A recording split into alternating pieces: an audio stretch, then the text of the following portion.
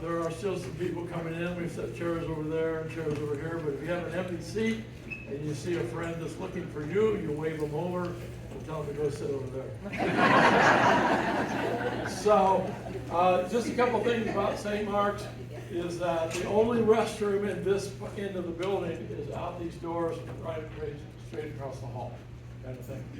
For some of you who parked over on the other side of the church, there is a quicker way to get there rather than going all the way around the church.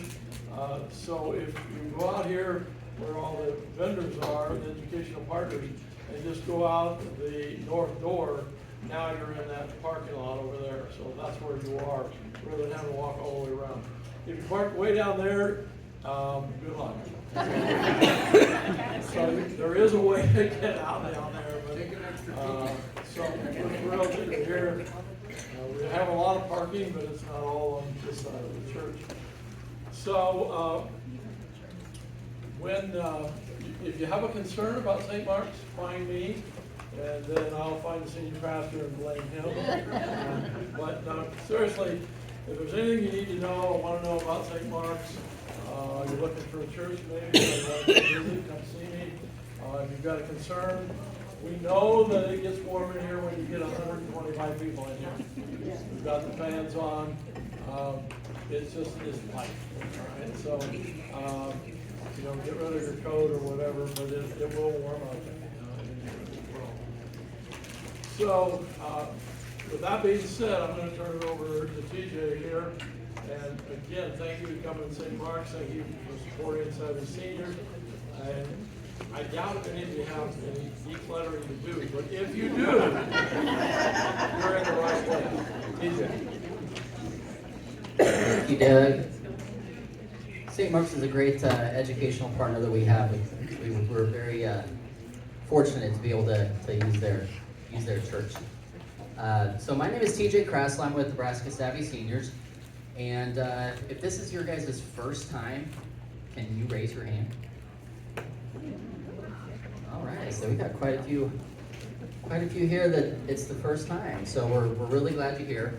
Nebraska Savvy Seniors started because we saw a need in our community. We work with older adults and their families every day, and we realized that people needed information and not pressure. So that's kind of what we do. We'll never try to sell you anything here. They need information about their options in an environment where they don't need to worry about a sales pitch or someone mining their data.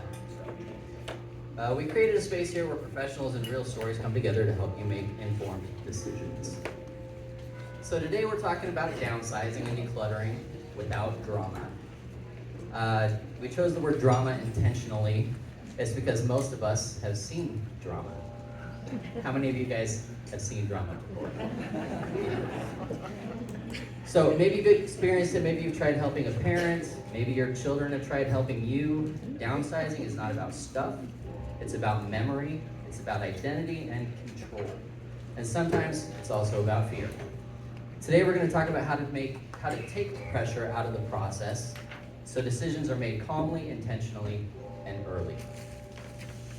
So let's be honest, the word drama didn't come out of nowhere. Downsizing can bring up emotions, it can strain families, and it can feel overwhelming. Our goal this morning is simple. It's to help you understand the difference between decluttering and downsizing, to hear real life experiences, and to leave with practical steps that you can use immediately today to be able to help downsize and declutter in your life. So now we're going to introduce our guests. Our panelists. We got my mom, Alicia Krasl. Many of you know her. She's started Nebraska Savvy Seniors, and she's the leader of the Nebraska Real Estate Specialty Group. She works directly with families going through transitions and sees firsthand what happens when people prepare early and when they don't. And she also, so for a long time, she owned an antique mall called Finders Keepers Antique Mall, and so she has helped many, many people with the downsizing and decluttering process. So she's very knowledgeable. Next we've got Stephanie Froge. Okay, sorry. That's all right. And Stephanie is a professional mood manager. She works with Organized by Design. She actually entered this profession after helping her own mother downsize and seeing how emotional and complicated the process can be. And next we've got Marjorie. We've got Marjorie Lamberson, and she's downsized, and she's here to kind of share her story about what that was like. Oh, Deb, so we had another person that was supposed to be on our panel, that Billington, she was sick today, so. So I'd love for each of you to kind of just briefly tell everyone who you are, what you do, and why this topic is personal to you. Stephanie, Sure. go ahead and start with you. Be glad to. Again, my name is Stephanie, and I became aware of the idea of getting help in this arena. You know, like most of you, I moved pretty regularly throughout my adult life, and it was hard work, but you know, pretty matter of fact. But when my mother moved, I became aware of some different elements around that. So I do work part-time for Organized by Design, and I also am a very active volunteer with a local thrift store here in town called Transformations, which is where many of our Organized by Design clients' things end up if they're donating. And I'm just really aware of issues around all the stuff most of us have in our lives. Well, I'm Marge Lamberson, and I'm a retired teacher for quite a few years. And I first got a hold of this company, Organized by Design, and they have been such a blessing to me. My husband and I have since moved to Pemberley Place, a senior community, and we are really enjoying it. And I'm glad to be here to share our story. Thank you.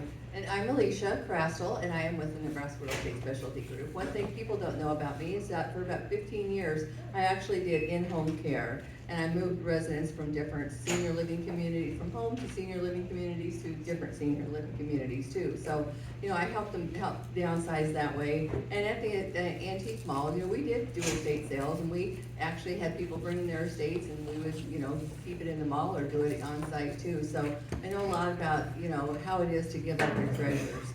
And I have treasures of my own that are hard for me to give up as well. But my goal really, when I have a client, is to just come alongside them, slow the conversation down. Sometimes there's a lot of stress involved.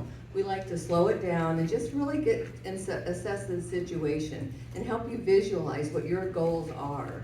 And then, you know, if we want to value your home, but we do try to make your plan, and not somebody else's plan that's imposed upon you. So that's really important, is that you remain in control. And downsizing doesn't have to be depressing at all, and sometimes it can feel very freeing, and we've had clients say, I just wish I would have done it sooner. So hopefully you guys will get some practical tips from us today. Great. Thank you guys for being here. So we're gonna go ahead and start. Our first question is gonna go to my mom. Let's just kind of start with, is there a difference? What's the difference between downsizing and decluttering? Well, there is a big difference between downsizing and clutter. They are related, but they're not the same thing. You can declutter without downsizing, but you really can't downsize without decluttering, okay? So decluttering is really the first step. That's the first step we take, is trying to, you know, just lighten the load a little bit and sort through things. But downsizing is usually different. And it means that you're moving on to a different place, a different home, or a different living situation, and you just can't take everything with you usually. But I like to think of it more as right sizing, because we have some people who might be moving from a big 2-story house, you know, with 4 bedrooms that no longer serve them anymore, into some place where it might have the same square footage, but instead of looking at all those bedrooms and rooms that you no longer use anymore, you might want a great gathering place for, you know, when your family comes, and now they bring their kids and their grandkids, right? So you want a space that's gonna fit you and your lifestyle today, and it's gonna make your life simpler and safer and easier to enjoy. And decluttering is more like editing your life, or right sizing or moving. That's actually making your life fit into the space that you have. and make it better now. So, sometimes people like to start early, and some people wait until it's too late, and when they're in a crisis mode. So, there's two paths that you can take. You can plan ahead and start now, and do it little by little, or you can wait until those decisions aren't yours sometimes.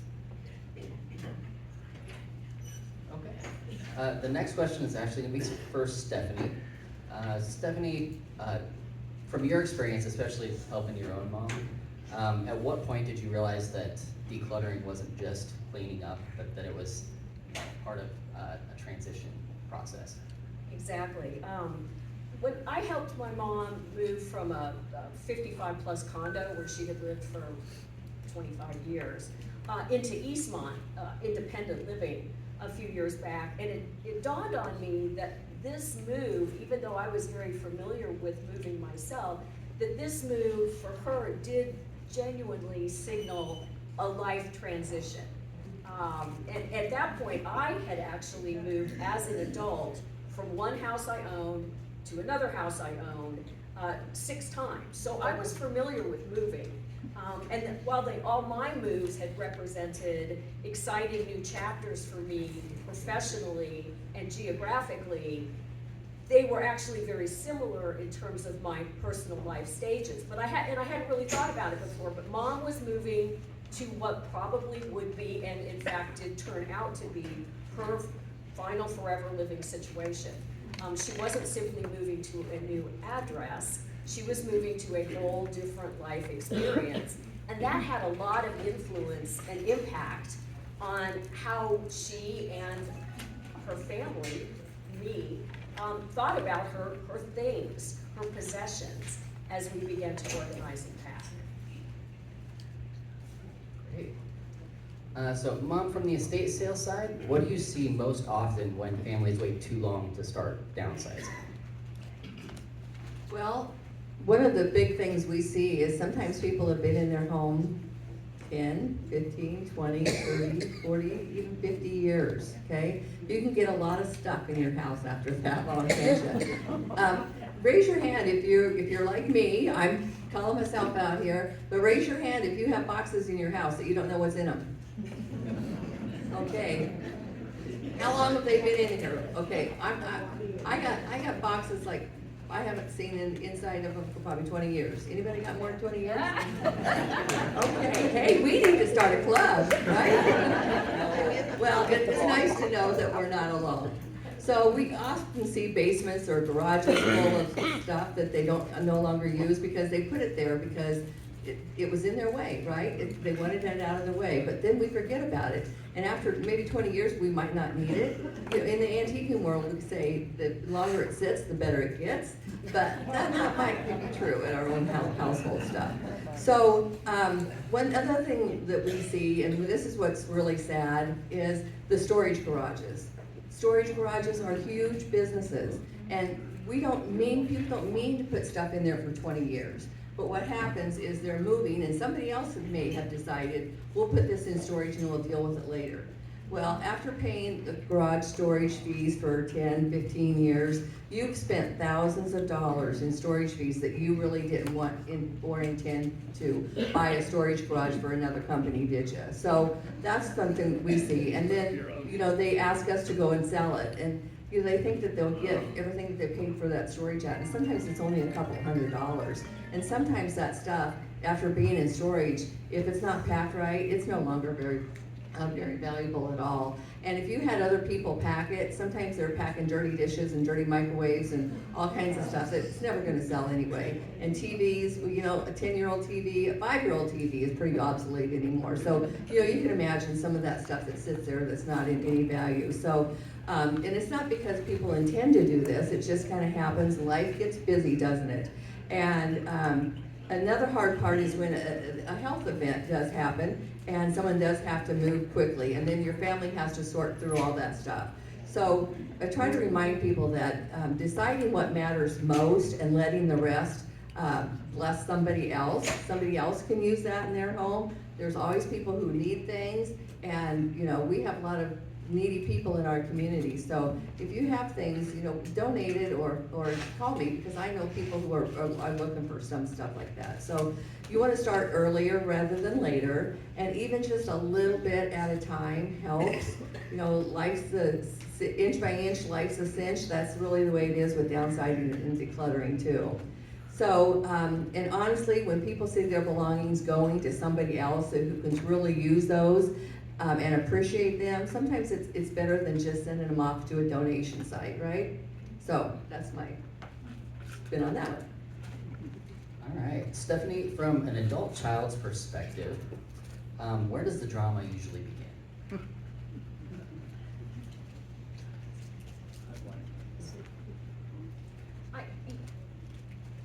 You know, there were some emotional moments in my mom's, I'm sorry, a little bit closer. There were some emotional moments in my mom's, you know, transitioning to a new life situation. But I should tell you a few things about my mom because she was a little bit atypical. My mom had, well, this is something a lot of you can relate to. My mom had been really, and I don't think traumatized is too strong a word, she had really been traumatized about having to clean out her own parents' home, where they had, in Alliance, Nebraska, where they had lived for 60 years, and some years before, and so she was very, very motivated and very, very articulate about, I'm not gonna do the same thing to you kids. So she had started early, like what you're talking about. And while she was very active in the community in a number of pursuits, had lots and lots of things going on in her life, they were mostly around education and community groups and the church. She didn't do a lot of things that required stuff. So she didn't have hobbies that, like, you know, sewing or you know, collecting bottle caps or anything like that. So she didn't have a lot of stuff around those kinds of activities. And she wasn't a collector, as I said, and wasn't especially sentimental. And often said that, again, even though she was very close to her parents, she didn't like being raised in a home as a kid that had a lot of knickknacks and was really small and kind of cluttered itself. So she was a little bit atypical in that she, all of that, as long as I can remember, had kept things, you know, pretty decluttered, pretty tidy, pretty well organized, which a lot of us can't say. But there were absolutely emotional moments in this. And again, I will say, there are 4 kids in my family, and we are all very close. So in what can sometimes be unusual as well, we were all generally rowing in the same direction, and there wasn't a lot of family drama around Mom's move. But there, you know, there's just that existential piece again of knowing that this was going to be Mom's probably final home, and you know, and what did that mean as for the next generation, as those of us, you know, move up one place in the pecking order, and so that was just hard to think about, and that was sort of an overarching thing. But more practically, even with my mother being sort of atypical in that regard, there was a lot of energy spent around where are those things gonna go? Was there someone in her life that could use it? And if so, who and how are we gonna get that item to them? And did they really want it? Was something actually gonna be thrown away? And you know, that's kind of hard for all of us. If it was gonna be donated, where was it gonna be donated? And who was going to get it to that donation place?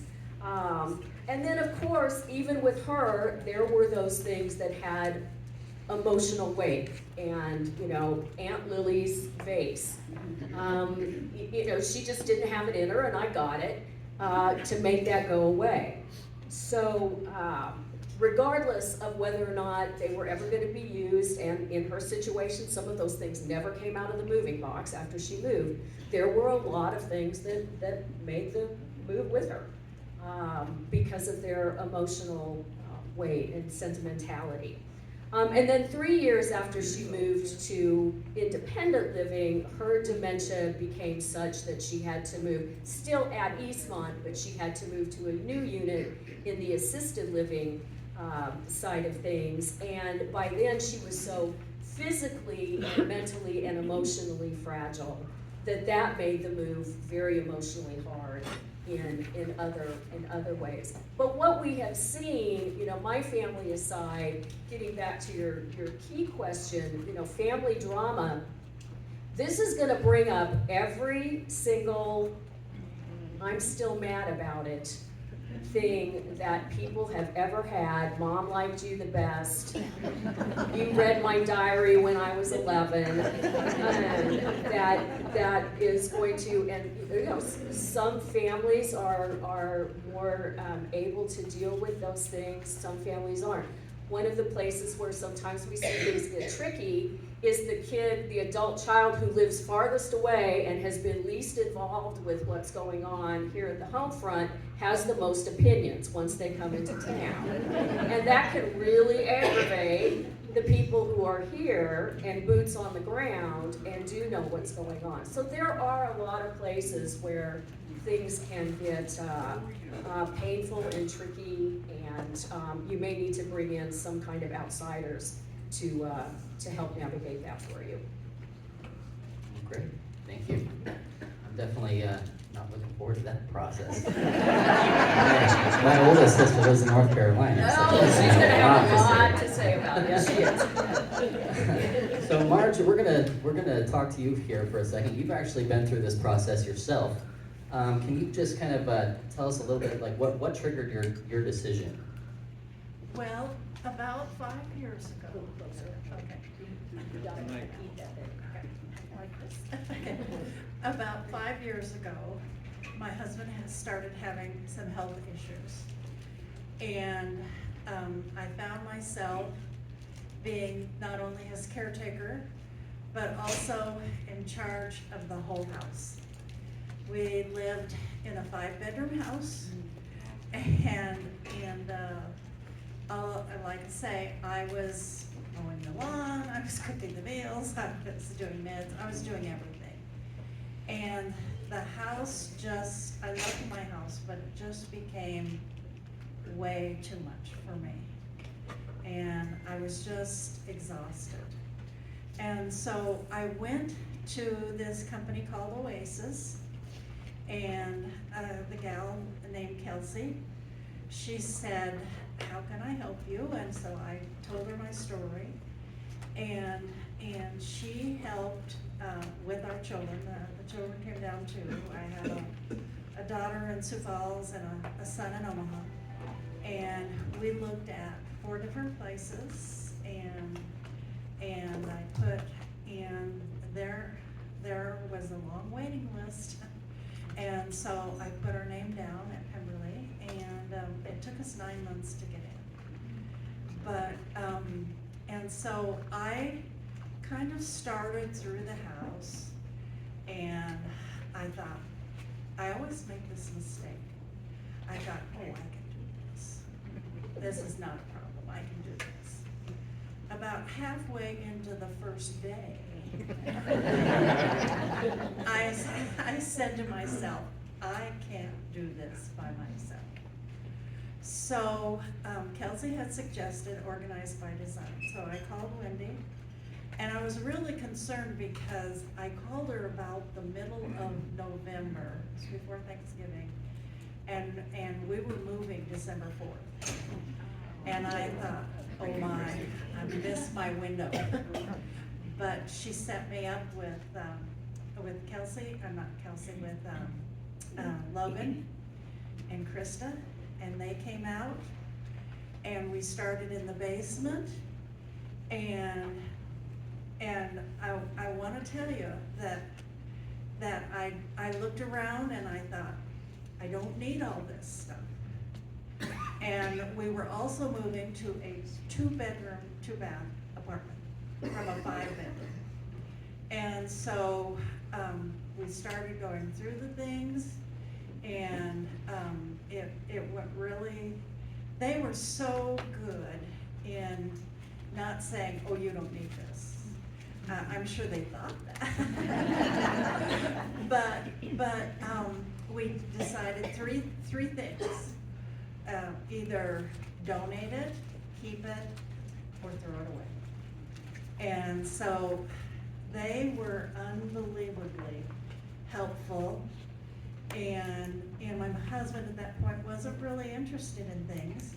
And so that helped me too, because of course, in a way, I had never been the real decision maker. And all of a sudden, I was the real decision maker. So anyway, they came several times and just cleaned out rooms. My kids actually took a few things, which shocked me. Anyway, and so the day we moved, the day before, my daughter came down for 5 days and helped a lot. But the day before we moved, the girls from Organized by Design, they took a lot of things over to the apartment. And the day we moved, they were there too, along with my daughter. And my son was there too. But by the time we got through signing paperwork, we went up to the apartment and it was all done.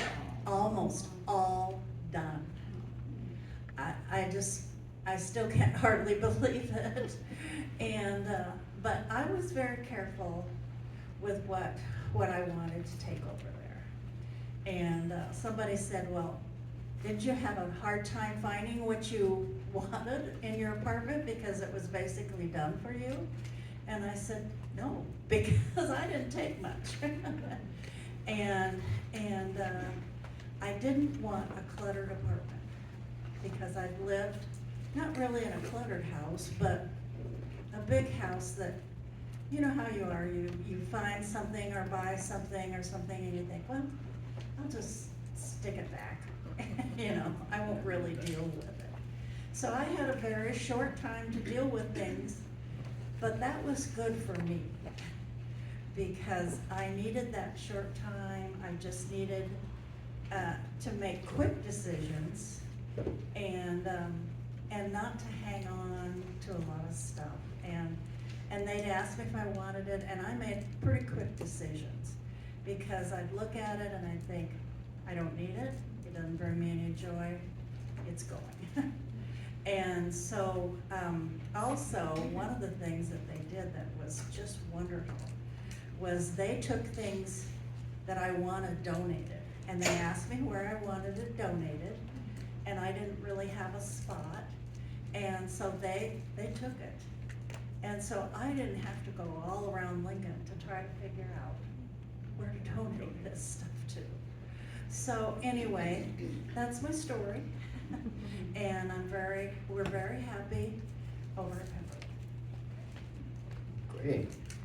I can definitely relate to the part that she said about just getting stuff and putting it in different places. I've got 3 teenagers right now, and whenever they clean, they just throw stuff in places and they find it later. Under the couch. But we do tend to kind of do that ourselves. I'm sure they learned from somewhere. So, can you tell me, Marge, what was the hardest thing about making that move? Okay, the hardest thing, I think, was finally making the decision that we had to move. That I just couldn't take care of the house anymore. And our kids were very helpful. They were saying, Mom, it's time. And I was so glad because you know how moving it is. It's a job.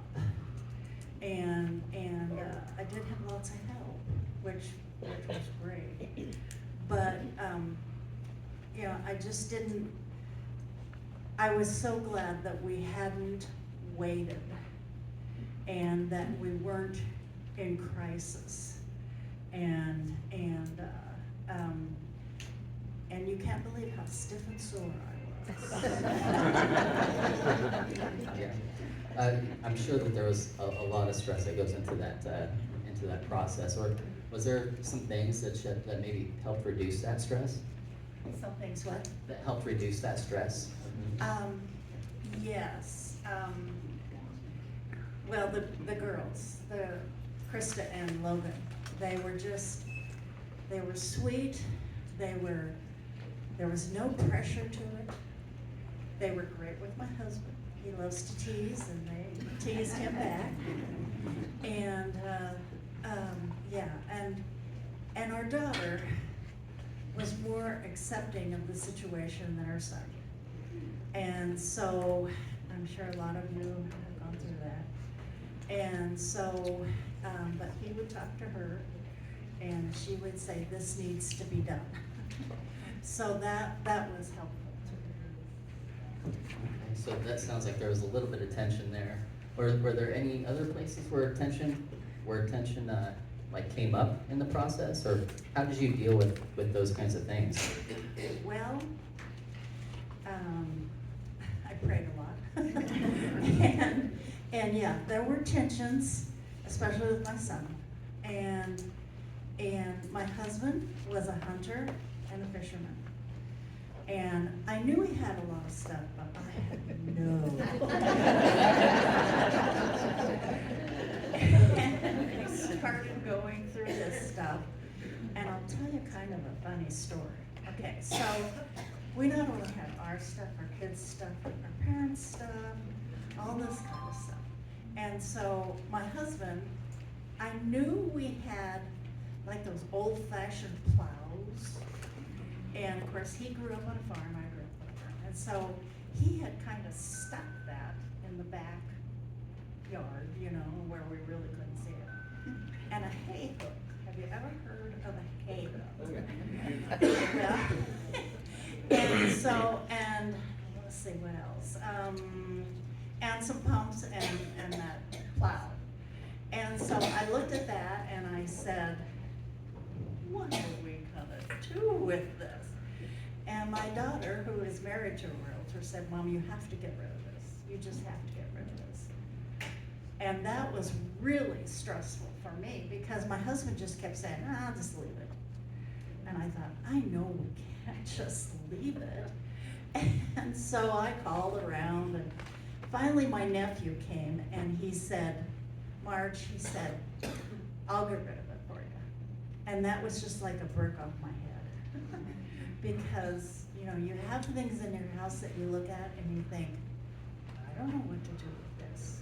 I have no idea. So that was very stressful for me, mostly his stuff. Because I could get rid of my stuff. All right, so as far as you know, going through that process, you know, I'm sure there's a lot of us out here who are going to have to do that process sometime. Is there any lessons that you would tell us, things that you would maybe do different if you had to go back and do it all over again? I don't think I'd really do much differently. I'd probably call Organized by Design a lot earlier.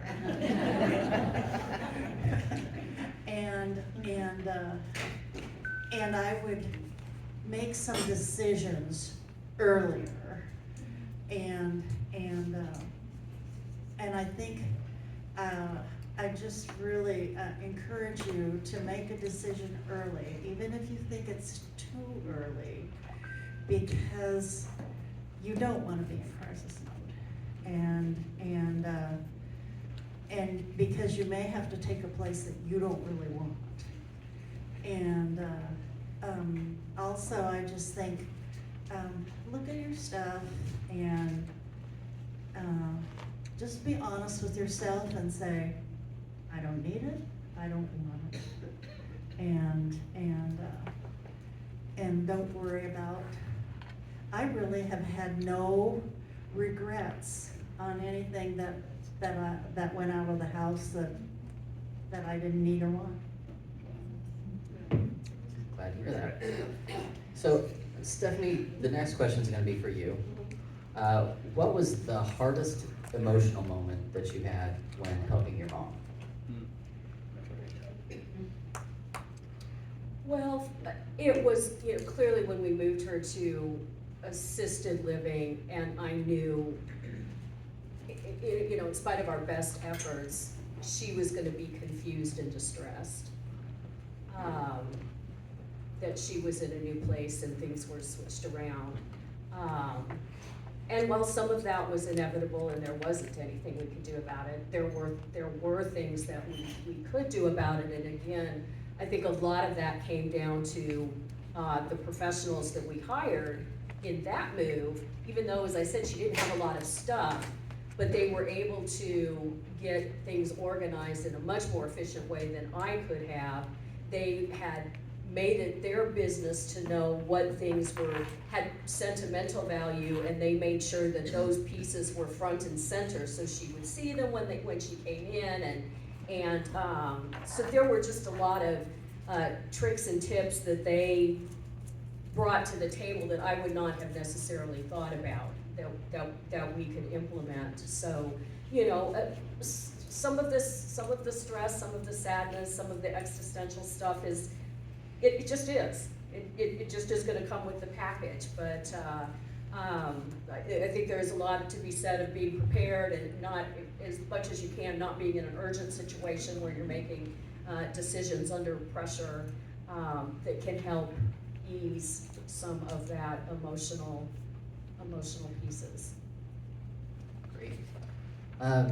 Mom, what do families misunderstand about the value of their belongings? Well, this can be really big, because this is where expectations and reality sometimes meet. And one thing families often misunderstand is the difference between their sentimental value and their market value.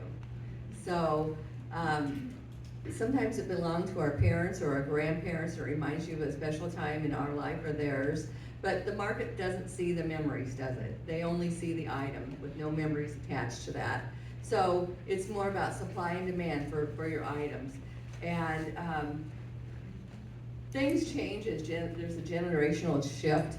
I don't know, but the last 10 years, if it wasn't gray, white, and black, nobody bought it, right? So it's that farmhouse that now colors are coming back, so hang on to your stuff. Which is, I know, that's me stupid. That's what we're doing. But hang on to some of those colored stuff, maybe. But that doesn't mean these items aren't special or meaningful or have a place in our life. It just means that the resale is going to be different when we actually sell it. So sometimes the value isn't connected to the money part of it. And sometimes the real value might be when your kids say, Mom, can I have this? This reminds me of Dad. I want to take it with me.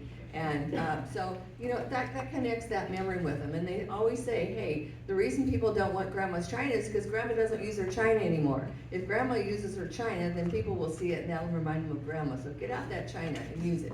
I always say, life, if you got really nice dishes, life's too short not to use the good dishes, right? But I'm a dish person, so they have a lot of dishes to buy. But the goal with downsizing, it isn't trying to squeeze everything that you have into a small place, and it's not about squeezing every dollar out of what we have. It's really about finding the right home for the things that you care about, and someone to appreciate that. And it really does feel good when you see those belongings go into someone else that will take care of them. Yeah, just make sure those dishes don't have lead or uranium. I'm sure they do. They do have uranium, I know that. All right, we've talked a lot about downsizing. Let's kind of jump into decluttering a bit. What can we do to declutter before downsizing? Maybe we should talk to, let's go with Stephanie for that question.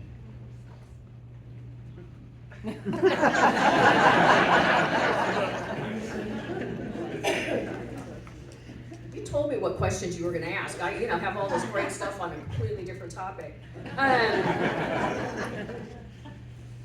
Well, as Alicia said at the beginning, decluttering is just getting rid of things that you don't necessarily use or need or want anymore, without a secondary goal in mind. It's just getting that drawer, that closet, clothes that you just really don't wear anymore, the basement, maybe sporting equipment, having some goal in mind to just right size, as you said, I like that term, lighten your own life. And that is different from downsizing in the sense that downsizing is gonna take you, maybe even not physically, maybe you're not gonna move, but downsizing is about taking you someplace else. Whereas decluttering is about just getting rid of things that are not serving you. And you know, one of the things, as kind of a side note here, I thought about some years ago, especially as I was becoming more involved in sort of the thrift store movement, is think about how much of your life, just from the time you get up, moment by moment, is spent in service to your stuff. You're washing your clothes, you're cleaning your stuff, you're rearranging your stuff, you're arranging to get your stuff repaired. If you really sort of stop and think about all of the things you did this morning, a lot of them probably, or today, a lot of them are gonna be around, as I say, in service to your stuff. And the less stuff that you have, the more of your time can be spent in doing other, I would say, much more interesting things that likely involve people and adventures and experiences, and not necessarily having to take care of your stuff. But I'm gonna kind of send this back to Alicia in terms of, you know, what's the difference between decluttering and downsizing. So decluttering is more like a spring cleaning, okay? It's getting rid of things that you don't need, things that you put away. Maybe you haven't seen them for 5 or 10 years, and getting rid of some of that stuff that you don't use. It means not having 4 can openers in the drawer, especially when 3 of them don't work, right? And so it's about making your life simpler on a day-to-day basis, and it doesn't always mean that you're gonna be moving. But if you do move and you're decluttered first, that'll sure make that move a lot easier. Marge, let me ask you, so you had talked kind of about your house before you made the move, and that you didn't want your new place to be kind of cluttered. Can you explain, as far as if you had to go back, or you're talking to all of us who maybe haven't downsized yet, would you do anything different while you were living at your house to declutter, or what's kind of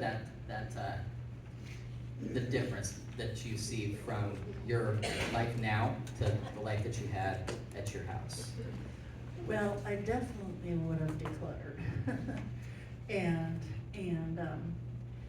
But I had kind of a hard situation because, like I say, my husband was a hunter and a fisherman.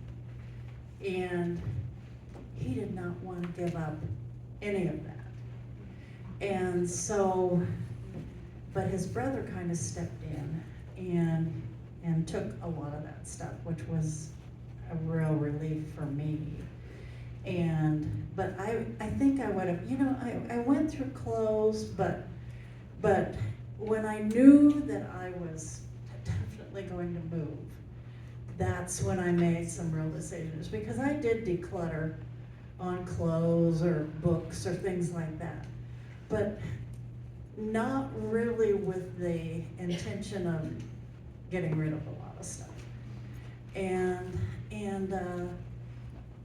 my daughter really helped me. We went over, we looked at the place, and she'd say, she was really good, but she'd say, "Mom, I'm gonna measure this and I'm not sure it'll fit."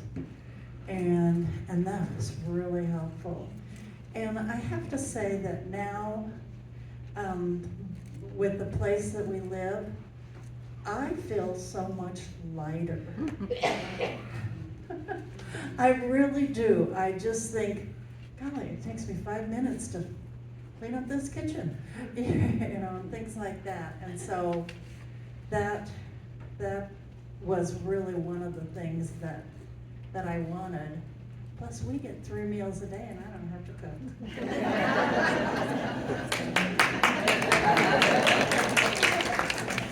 I think for a lot of people who, when they go into decluttering, there's a little bit of ambivalence and maybe a little even embarrassment around collections.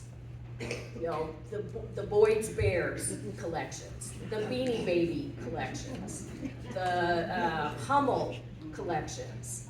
And, you know, I liken that, and I guess sometimes I'll even tell this to a client. You know, when I was I was right at the right age that when I was a little girl, Barbies were like, they were starting to come out and they were a big thing. And of course, I had a collection of Barbies and Barbie clothes and Barbie paraphernalia and all of that. Well, I outgrew it. And there was no pain involved as I grew older of going, I don't do Barbies anymore. And you know, I'm sure my mom, you know, passed it on to somebody else that had younger kids. And I sort of invite clients sometimes to think about it like that. There is no shame, and you got a lot of joy in collecting Boyd's Bears. And when you traveled, you got a Boyd's Bear, and when, you know, you got all the little, or the Hallmark Christmas ornaments and every year, and you really, really, really enjoyed that, and that is great. The question is, have you outgrown it? Do you not want to do it anymore? You know, you're not maybe putting up a big tree because the kids don't live there anymore, or you, it's okay. You got rid of the Barbies when you outgrew them, and you didn't think twice. You can get rid of other, you know, your Beanie Baby, your teeny Beanie Baby collection, because that was a heck of a lot of fun back in the 90s, but you're just in a different place in your life, and that's okay.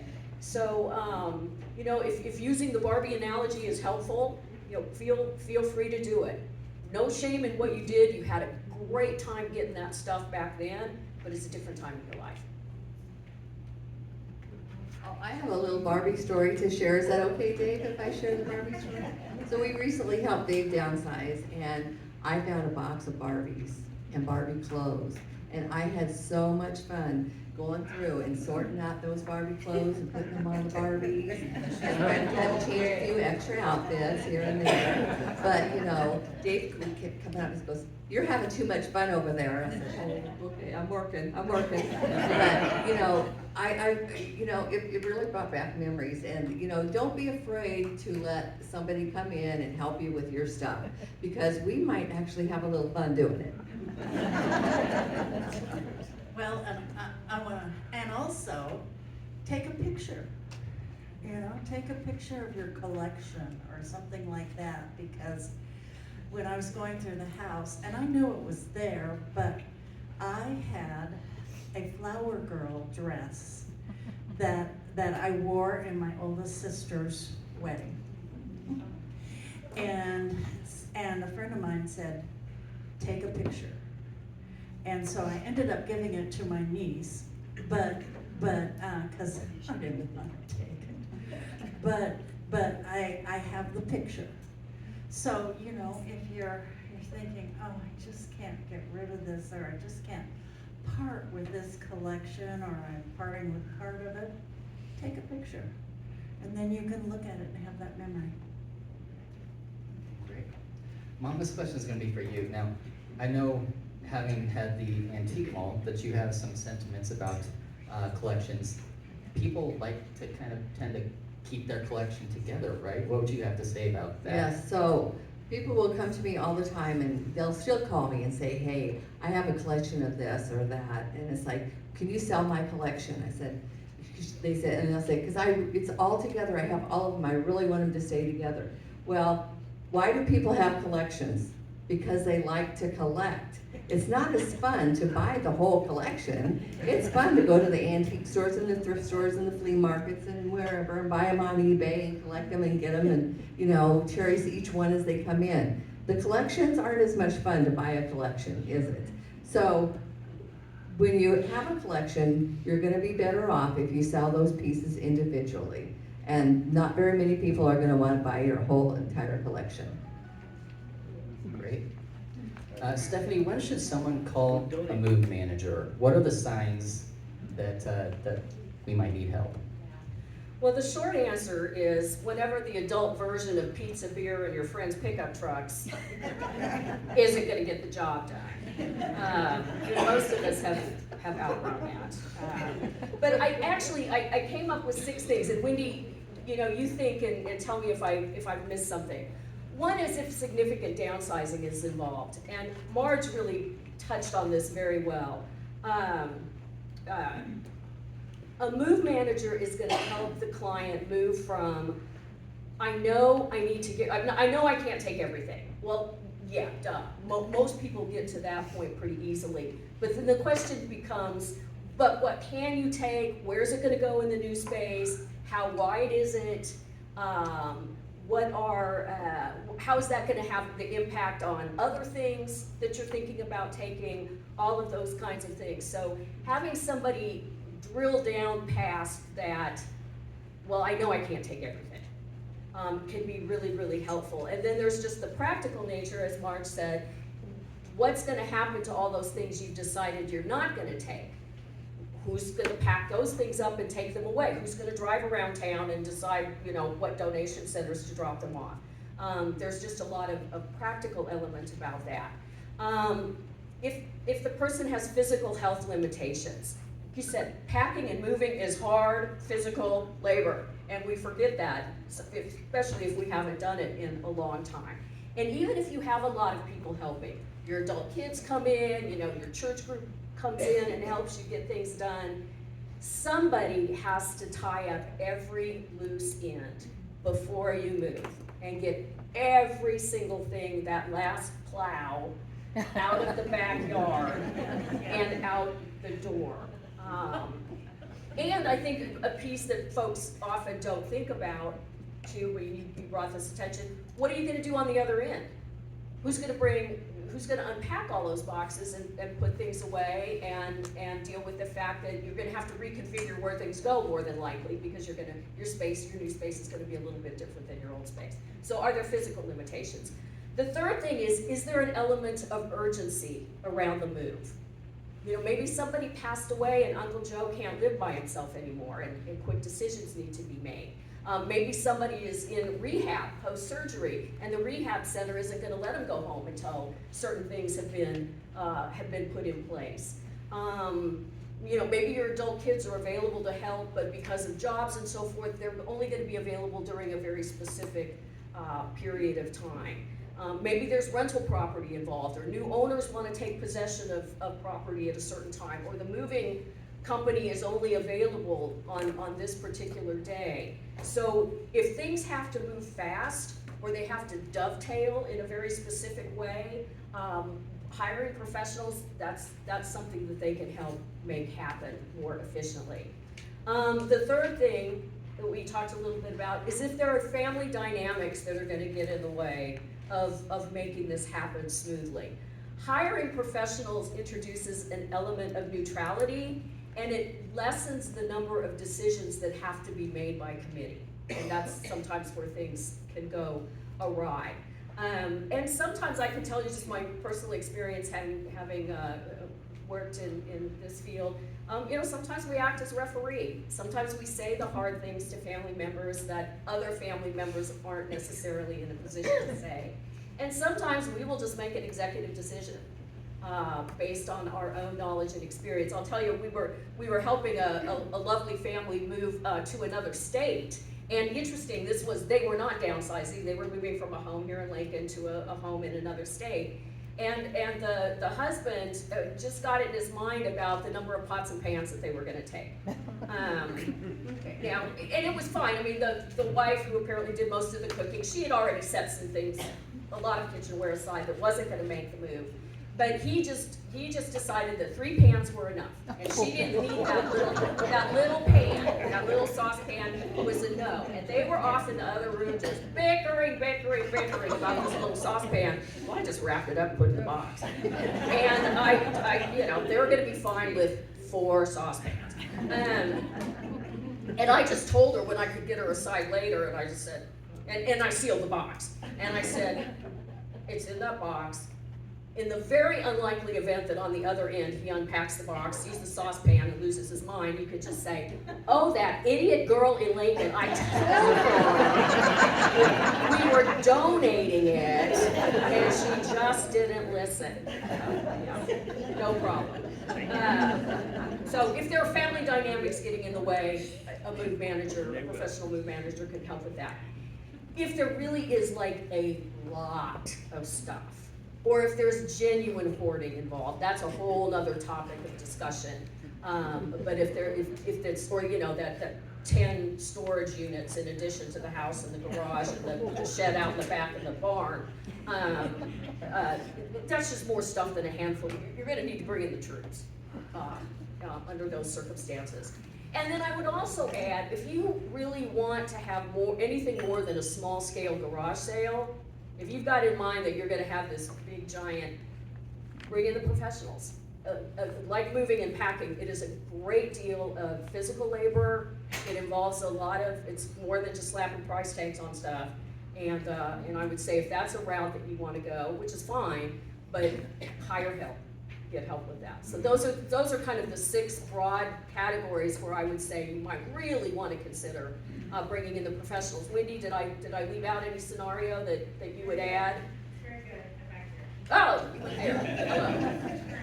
Very good. Okay. All right. Okay, I got one more question for you, because I've had this conversation, it's come up a couple times. In your opinion, how many crock pots does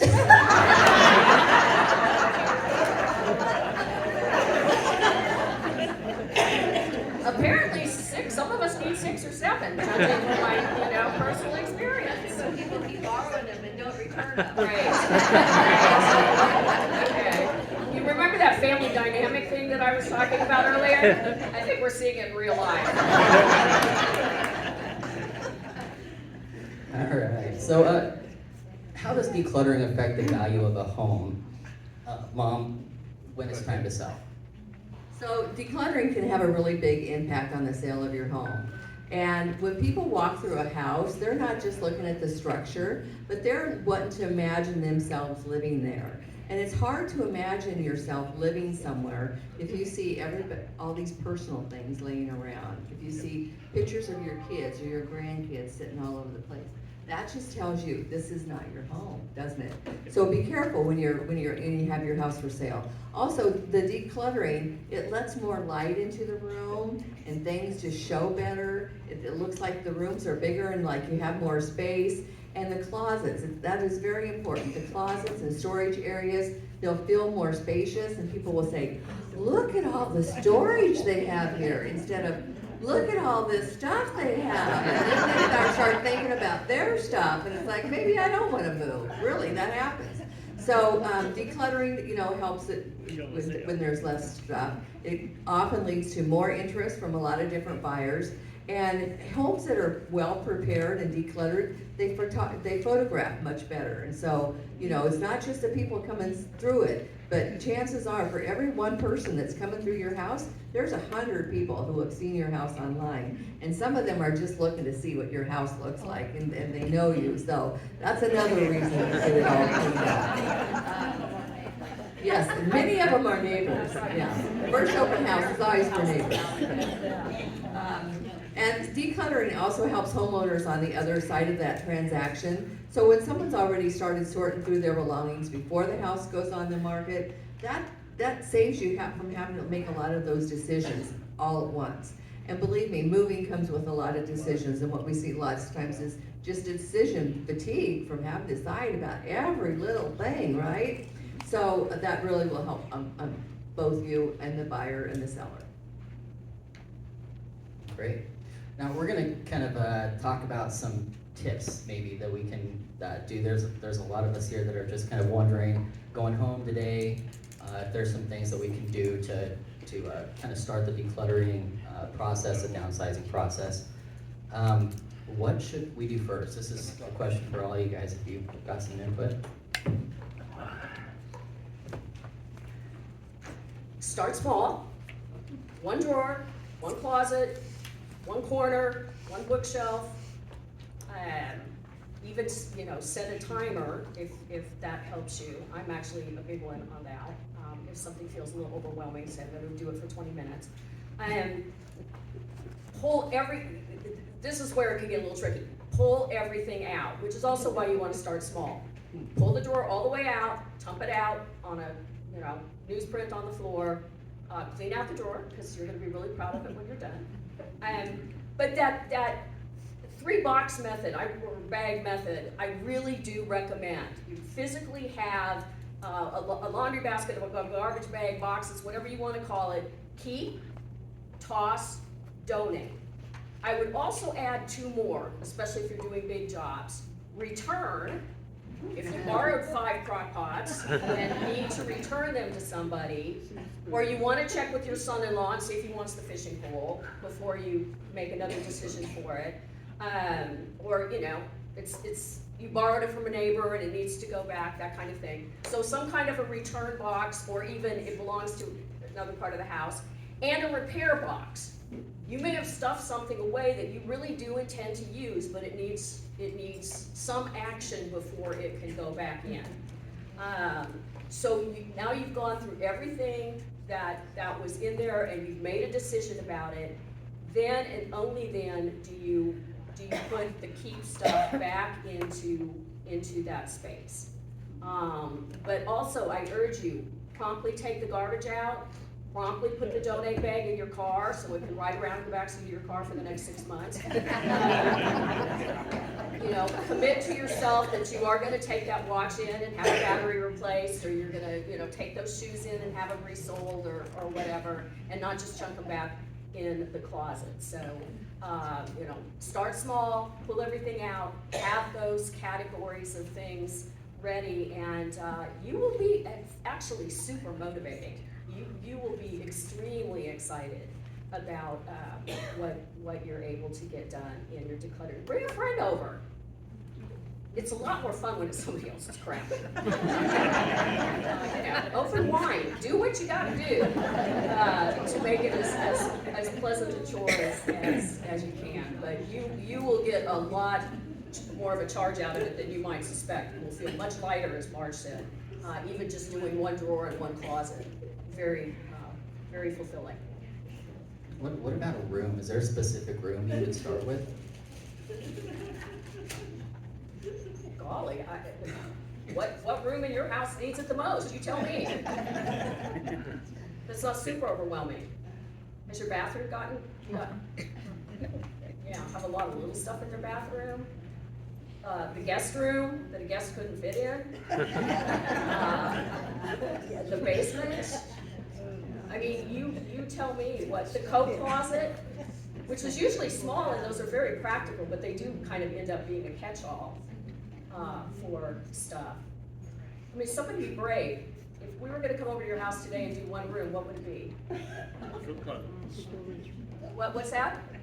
Coat closet, The coat closet. quick and easy. Well, that's true too. It may be pretty quick and easy. You get a quick bang for your effort.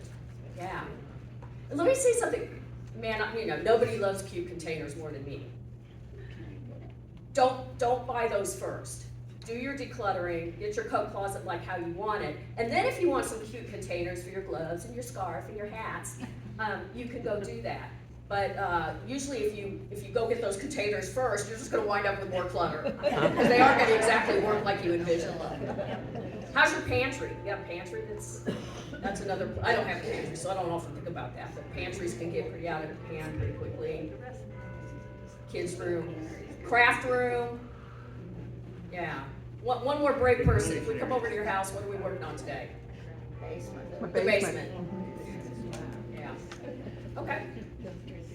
Well, we started, when the gals came, we started on the basement. But when I was kind of doing some things on my own, I actually started in the living room, and I did exactly what Stephanie said. I had buffets, I just had a lot of stuff in the living room. And I would just take everything out, put it on the floor, and then look at it and decide what I wanted to, the 3 things: donate, keep, or throw away. Well, I would say start in the room that you don't use very often. That way you get everything out of there and it'll stay that way.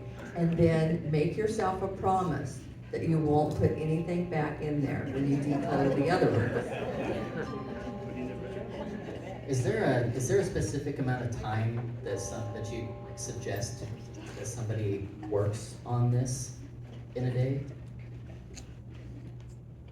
What about for you, Marge? Was there like a time where you were like, okay, I gotta quit?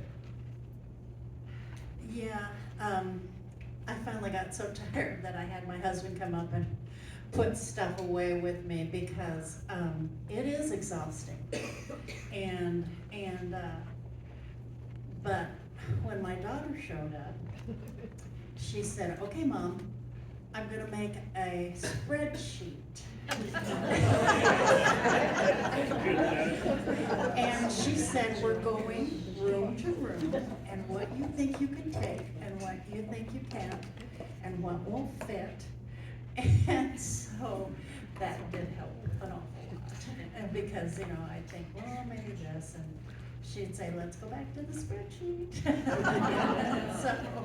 So anyway, but I would really suggest that you take everything out of drawers and things and just look at it and decide what you're gonna do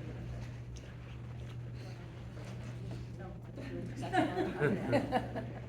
So for some of us who are procrastinators, it's not about how much time we are allowing ourselves to work, but it's actually getting in there and getting the job started. So for you who are procrastinators, not me, of course, right? But I'm speaking for a brand, okay? Tell yourself you're only gonna spend 5 or 10 minutes. That's your goal, 10 minutes. Chances are, when you get in there, you might spend 15 or 20 or 30, and still that's doable, right? But the hard part is just getting in there. So if you just set yourself a small goal, it's easier to make, and then you feel like, hey, 5 minutes, I did 10, you doubled up on that. So you'll feel like you accomplished more. Great. What's one thing that every family should start doing this year? Okay, so one thing that every family can start doing this year is start having conversations. That's how it all gets started. Is you have those conversations, you need help to make those decisions. If you have family members or friends or neighbors or people who you want involved in kind of being on your board and helping you make those decisions and ideas you can bounce off to and what you want and what your plans are, then now is the time to start having those conversations. Even if you don't get to the point where actually doing it, if something happens to you, they know what your wishes are and what you want. And sometimes one thing that you can do this year is just go around your house. If there are some family heirlooms, things that you want to keep, put stickers on them for whose name you want them to go to. I had an aunt who did that for me, and she not only put the stickers on them, but she'd put like little pieces of paper in these vases. Then she'd say, this is Grandma and Grandpa Anderson's wedding gift, or, this came from your mom, or something like that. So those little things will mean a lot to your family. And pass those things along while you still can. There's a really great company out there, and it's called Artifacts. And it's ARTIF, there's no A, CTS. So it's like Artifacts, but there's no A in there. And this is a really cool company for these computer geeks. Is George in the room? But people who love to do things online. What you can do is it's an online thing, and they will give you a QR code, and they'll even send you stickers. And each one of your little stickers has a QR code, and then you can put a description of that and take a picture of it if you want to, and tell the whole history of that. So, it might be a longer history than just came from Grandma so-and-so. And then, when your kids are going through your stuff, if you're no longer there, it's all online, and it tells them the whole story about where that family heirloom came from. So I think that's a kind of a really cool idea. Yeah, for sure. Is there anything simple that we can do to maybe increase the value of our house today and maybe make us a little less stressful, more peace? Well, if you are thinking about selling your house because you're decluttering and then you're downsizing and then you're going to be moving, just getting some of that stuff out of there is a good idea, because it makes it, like I said, makes it seem more spacious and less cluttered. It'll sell faster, more people will have eyes on it, and you'll probably get a better value for your home. And what should people stop saving?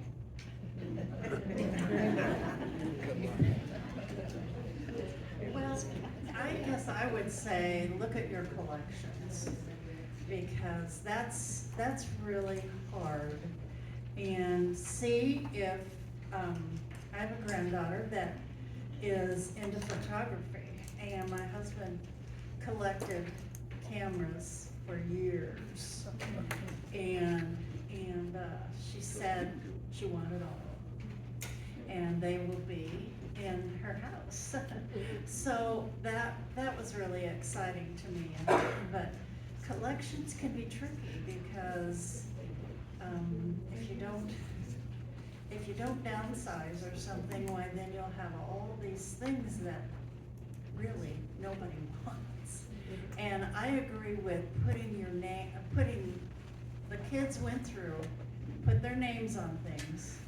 And that was really helpful because then when I did sell some other furniture, I knew exactly what they wanted. And so I wouldn't put that up for sale. So that really helped. I came across a new term recently and I really resonated to it, and it's called aspirational clutter. It's that stuff you bought because you thought you were going to fill in the blank. You were gonna take up knitting. You were going to sew your niece's wedding dress. You were going to, I don't know. And I'm a crafter myself, and so, yes, so, kind of thinking along that aspirational clutter. You genuinely meant well, you thought you were gonna take up whatever, and somehow that never happened, but gosh, you put so dang much money into all of it. You know what? Let it go. Let it go. Let it go to somebody else who really will use it.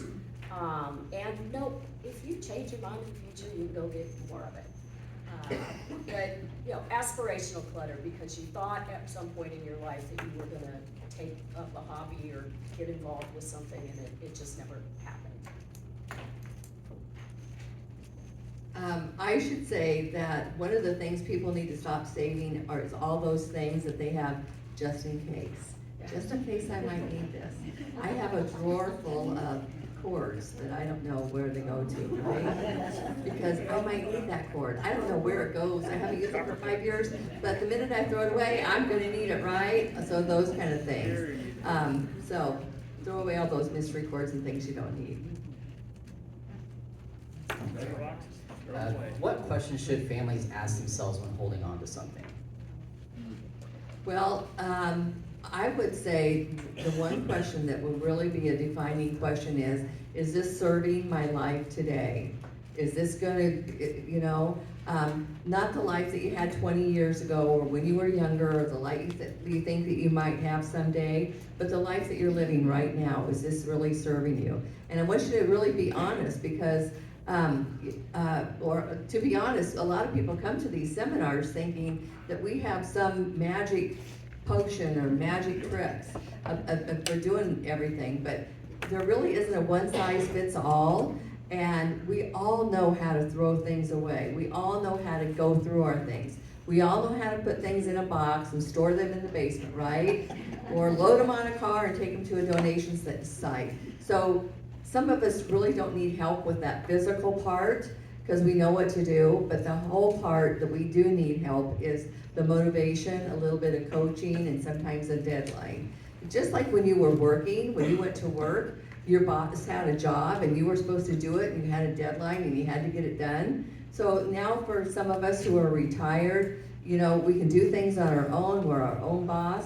And when it comes to maybe decluttering or doing the downsizing that we need to do, we need to think of it as, this is my current job, okay? I'm the boss. Are we gonna fire ourselves for not getting it done? Or are we gonna say, good job, I got another one for you, right? So just kind of think about that. Give yourself a deadline. And sometimes that's hard to give ourselves our own deadline, but don't let your deadline be because of a crisis, because that's a whole nother situation. And I would say too, when I first started in this process, I thought, what am I gonna do with all those family pictures and vacation pictures? And when I decided, of course, the family pictures took priority. And I did take quite a few family pictures over, but the vacation pictures, came to, I looked at it and I'm thinking, where were we even at? And why do I have 5 pictures like this? And so, those are pretty easy to go through. But I would also say, if you look at something and say, that was 20 years ago, or this doesn't give me any joy anymore, why, get rid of it. All right. So downsizing without drama begins before you make the move. It begins when you're calm, when you're in control, and when you're able to make decisions. So I'm just gonna kind of end this with letting you guys know, open those drawers, open those closets, maybe get started on that basement.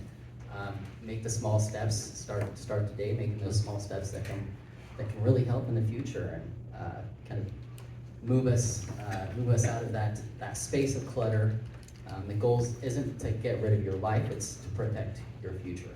So I want to thank all of our panelists up here today. Thank you for being here and telling us all of your guys' input. If you guys could start filling out, if you don't already have your surveys filled out for us, go ahead and start doing that. We're going to go ahead and start collecting those. While they're filling those out, do any of you guys have any final thoughts that you want to put out there? Yeah, We'll pass the mic around for yeah. questions.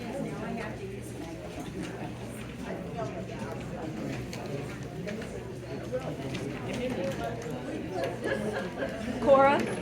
TJ, do you want to pass the mic around for questions? Did you have a question? Questions? Anybody? Any questions? Yes, she did have a question. How do you find a move manager? How do you find a move manager? So that is a good question.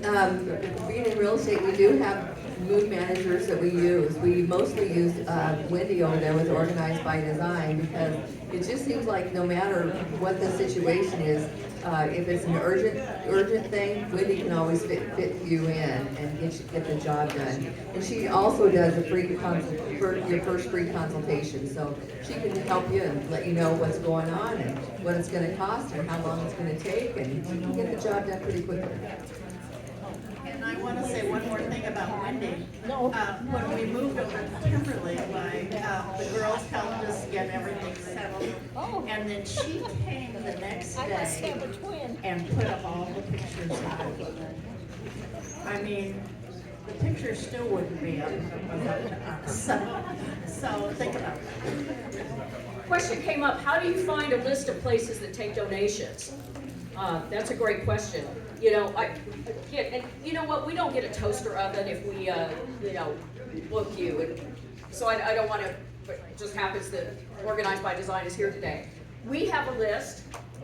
Real estate agents probably have lists of places and even, when are they open, what kind of stuff don't they take?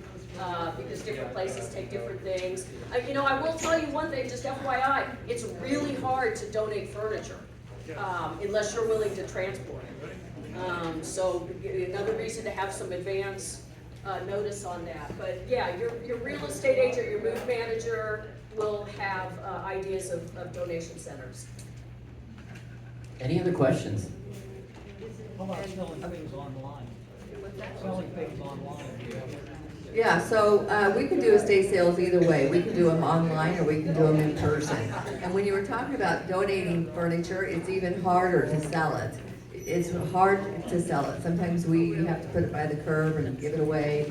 But there's a lot of other places too that I know, because I work with some other organizations that just have people in need. So they can't even afford to maybe go and pay it for it at Goodwill. So we do know some good resources for that too, where your home will be very much appreciated. Anybody else? Oh.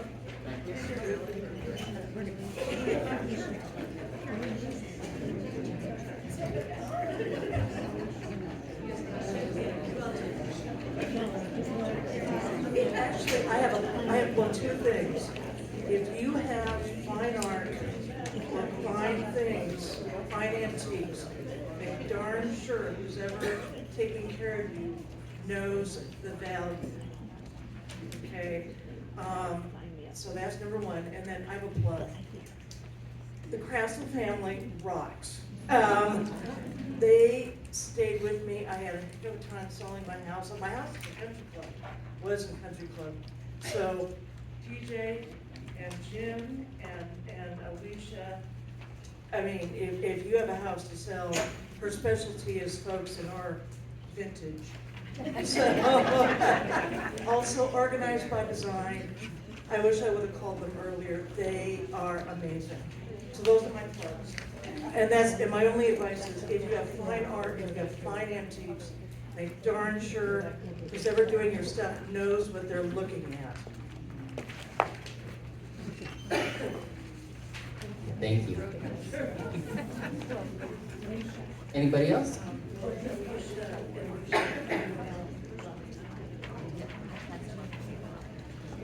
Okay, we're gonna go ahead and have our educational partners come in here for the drawings. We can grab all those surveys.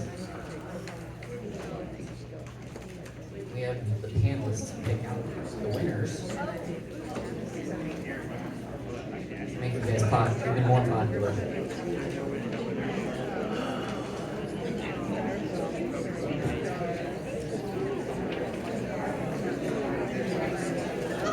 Okay, and we're gonna go ahead and let our educational partners do a quick introduction and tell us what you got. Hello, I'm Wendy with Organized by Design. Stephanie, amazing, isn't she amazing with Organized by Design? And then Alex on the piano, so thank you for, I thought it'd be better just for them to be in. But if you have questions about downsizing, organizing, we'd be happy afterwards to talk to you about it. So, also, thank you for the people that attended the stage. We had the presentation on organizing, so thanks for attending. I'm also doing the same presentation at R12. So we have flyers here. If anybody wants a flyer and wants to come, if you've come already, bring friends. It's very informative and we talk about downsizing, decluttering. So let us know, raise your hand if you want one, Stephanie can bring it around. And then I also have a puzzle, so, because we're trying to put all of our puzzles together, pieces together of moving, downsizing. And then, yeah, but when you're done with it, what are you gonna do? Donate it, thank you. Do you have to register for this? No. Okay, no. Just keep your hands up and we'll. April 1st, right? April 1st. No fooling, it really is. Pete with Artful Health. We're a primary care provider for seniors 60 and above. We're a value-based healthcare system which really allows us to slow things down and cater to the senior population especially. Our doctors spend a lot of time taking care or listening to all your health concerns and needs. It's a great place. So if you know anybody or you or anybody else who might be looking for a new primary care doctor, please come check us out. I've got a Husker basketball basket, which is probably bad timing after last night. It's got Husker socks, a towel, some marshmallow, and a stress ball. So.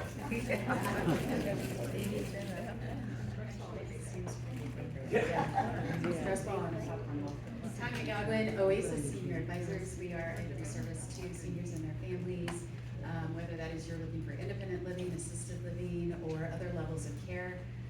We can help review with long-term care policies, we can help with travel, we can help with some of the financial aspects, and of course, veterans benefits is another big key piece that most people don't know about. So we really are kind of a full one-stop service where we can help you really get lined up for success. So speaking of success and the luck of the Irish, we brought with us, there is this neat little St. Patrick's Day fanny pack thing. those are coming back. The fanny packs, who knew? Bell bottoms, fanny packs.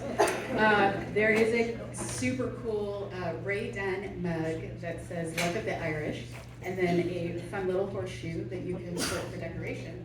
And I may or may not have hidden a little Amazon gift card in there. Hello, I am Susan from Sage Living by Tabitha. Tabitha's independent senior living. It's been great to see a lot of you out to my community for some of our different events that I have partnered with a lot of the folks here. Wendy and I had a super great turnout for the organizing event. If you missed it, tons and tons of great information. Go hit up R12 for round 2. We also are the intergenerational community, so we have the college students who live under our building, which is tons of fun. Reach out to me if you're interested in senior living. Thank you. Hi, my name is Reagan. I'm with the Alzheimer's Association. Here in Nebraska, we provide reprogramming support for those living with Alzheimer's and their care partners. One thing that we have going on right now is everyone knows that, the legislature is in session. So we have a bill coming up that we're really hoping that passes, which will help cover private pay insurance to cover the care and medicine for Alzheimer's between the ages of 55 and 65, because some of those drugs run up to $10,000 a month.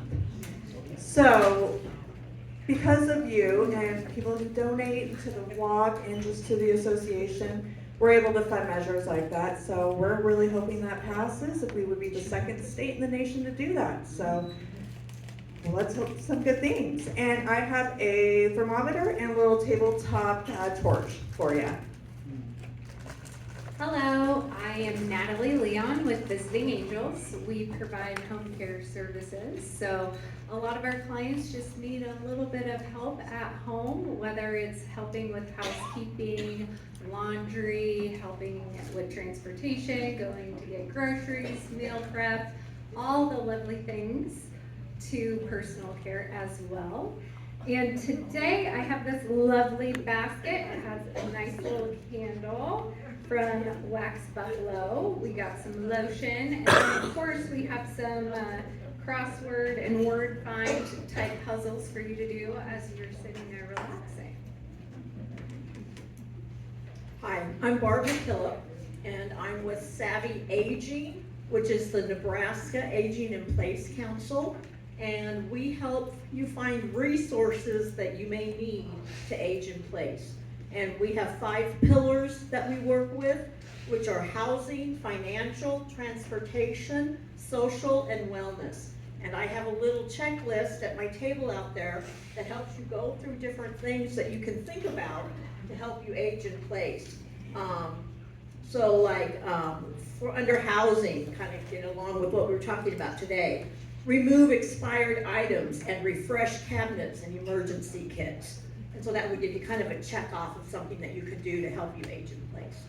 Thank you. I'm Chloe Oxford with Oxford Great Escapes. I'm a travel agent. It's my first time here. It's really fun. What I've been working with Alicia on is we've been talking about creating a travel group so that you guys will be able to travel together. And I do specialize in senior travel, because sometimes there's a little extra things we need to know about when we're traveling. There may be some extra equipment, that type of stuff, and I do specialize in that. I do have some surveys out there on my table that I would really appreciate if you could take a few minutes to fill out. Not asking for any personal information, just want to know where you want to go, what you want to do, that type of stuff, so we can put together something that you would love. And thank you again for letting me have you here. I need that checklist for what's in my Lazy Susan, because I was donating to the food bank the other day. I had 2017 items in there, so just so you know, make sure you go through all of your food that's in your Lazy Susan. Kay Jeske, Bridge to Better Living. We help seniors find independent living, assisted memory care, long-term, no cost to you across Nebraska. Spend a lot of my time going out and speaking with groups like this just to educate. We find that education is powerful, and the more you learn, so huge shout out to Alicia and team, because I think education is just critical. But my owner, Mary Ann Stallings, is a member here at St. Mark's, and so she was really excited that we were gonna be here today. So I have a lovely candle and some hand soap and a great Bridge to Better Living koozie. I didn't know I was supposed to bring a door prize, so I bring 2 next month, so just trying it out. Well, I purposely went last. My name is Dave Tuttle. I worked for American Senior Benefits. I do anything you want to do when it comes to retirement. Okay, that's my plug. But my real plug is I am the poster child for decluttering and downsizing. I just had it done. And believe me, I am glad it's done. For those of you that don't know, Alicia and TJ sold my house. So needless to say, that took some downsizing. They did everything. Believe me, if I would have had to do it on my own, I'd still be doing it. And I just want to put an endorsement. They are very good at what they do. Not only do they sell your house, which they sold mine, thankfully, they also have an estate piece. So they did an estate. So what I want to tell you, if you want to see Alicia turn into a little girl, get Barbies. She spent, no kidding, all day at it. Oh, this dress went with this dress, and it was amazing watching her. But the thing about it is, I also can relate to the collectibles. My father-in-law worked for Budweiser for 30 years. So guess what I had a lot of? Steins. And they weren't cheap Steins either. You know, you talk about what's collectible, what's not collectible. They were all high-end Steins. So we had a bunch of those. He also was a NASCAR fan, which I too am. And we had a bunch of those. We also had some collectibles we didn't even know we had. You talk about looking in a box for a long time. We had a crawl space I didn't know was there. It was full and of stuff I didn't know I had. You know, we opened drawers, we opened different places and found things I didn't know I had. But the nice thing was, Alicia's favorite line was, sell it. And so that's what we did. So anyway, that's my story. I totally endorse what TJ and Alicia do, because they did it for me. I'm practical. So anyway, my gift, this is also practical. What I put together is, these are what I like to call a Benny binder. What that is you are able to put in it all things you benefit from when it comes to insurances. Your Medicare goes in here, okay? And you can keep everything together in one place. So you know, hey, how many of you, be honest, don't know where your life insurance is? The policy. Yeah, no, don't be afraid to throw yourself under the bus. I don't know where mine is either. But anyway, this is something that's practical. You can keep it all in one place. All policies that you have, investments, all of that. So that's what I brought. So I'm done talking. Great. And I'm TJ Crastel. I'm with the Nebraska Real Estate Specialty Group of Nebraska Realty. And we've got the gifts for people who brought friends. So if you want to, yes, and people that haven't, a friend who hasn't been here before, yes. So if you brought a friend that hasn't been here before, raise your hand, I'll come and get you a gift. Yeah, and then I'll go ahead and give this to my mom so she can start the drawings. Okay, Marjorie. The first one gets the organized by design. Marla Nissen. Marla, go ahead and get your gift. Okay, and the next one gets the Archwell, Nebraska basket. Luann Gorgon.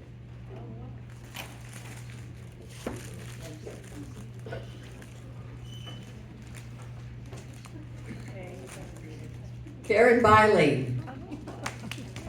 Karen?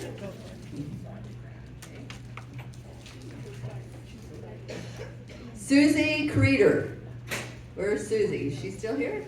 Okay, great. Ron Anderson. Where are you, Ron? Thank you. He left, okay. Grab somebody else. Gotta be here to win it. Oh, that's the one I just read. Grab another one. And what gift is next in line? The one from Alzheimer's. Myra Linderman. Myra. And the one from Visiting Angels. Oh, I'm kidding. Barbara Nast. Barbara. Okay, and then we have from Bridges to Better Living. Kathy Froscheiser. Kathy, where's Kathy? Kathy's over here. Come on down. And we got the benefit binder. Go ahead, Marjorie. Make a friend. Lynette Hampton. Come on down. Okay, I think that's it for you guys today. Now, next month we have a real treat. We're going to be talking about scams and how to avoid being a victim of a scam. We have someone here from the governor's office. We have Josh Planos from Better Business Bureau. And we have William Boucher, who's a deputy with the Nebraska Real Estate Commission.